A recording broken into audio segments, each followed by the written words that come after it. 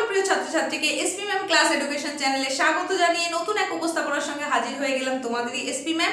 আজকের উপস্থাপনায় তোমাদের জন্য যে বিষয়টা নিয়ে চলে এসেছি সেটা হচ্ছে তোমাদের ইংলিশ বিষয়ের যেটা পোয়েম রয়েছে সেখান থেকে যে দুটো রয়েছে পোয়েম তার ওপরে 10 মার্কসের প্রশ্ন আসবে।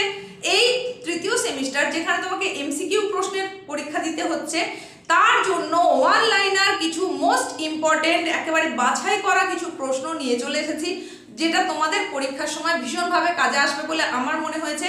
তো দেখে নাও প্রশ্নগুলো, সময় নষ্ট একেবারেই নয়। তবে এখানটা একটু বলে দিই যে তোমাদের দুটো কবিতার কথা বলছি, তার মধ্যে একটা হচ্ছে তরু দত্তের আওয়ার ক্যাজুয়ালিনা ট্রি, আর একটা হচ্ছে লর্ড টেনিসনের ইউলিসিস। এই দুটো কবিতা থেকে কিন্তু 5-5 করে মোট 10 নম্বরের প্রশ্ন আসবে।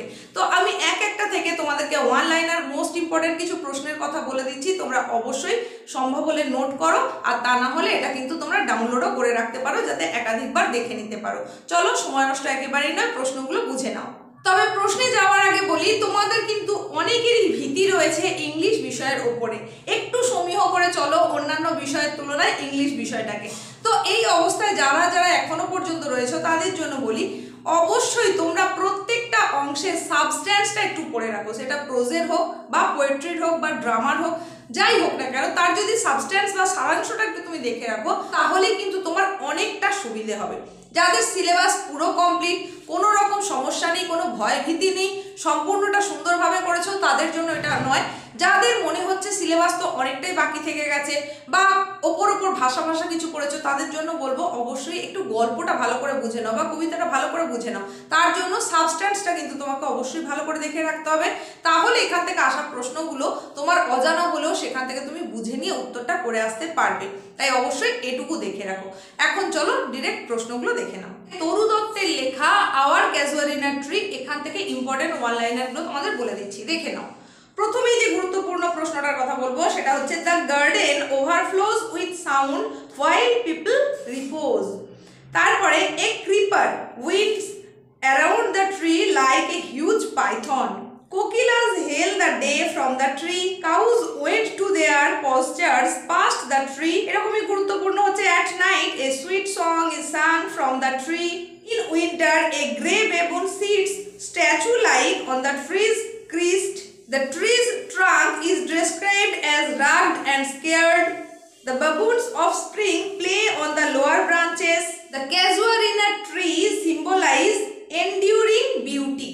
Next যেটা গুরুত্বপূর্ণ সেটা হচ্ছে the poet imagines that the casuarina tree rises near the stars.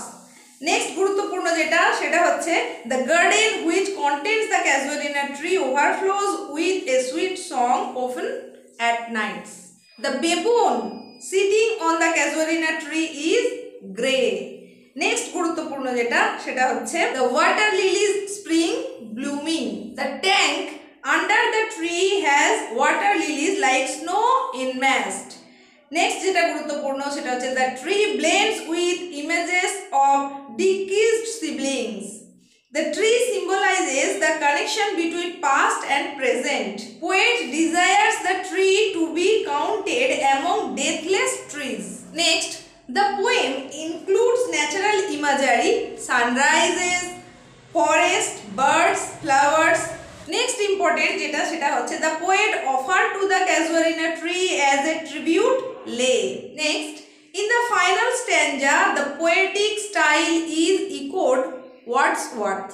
Next, the cows engage in the poem Our Casuarina Tree, সেটা হচ্ছে grazing. ব্যাস এইগুলোই তোমরা casuarina tree থেকে দেখে নাও।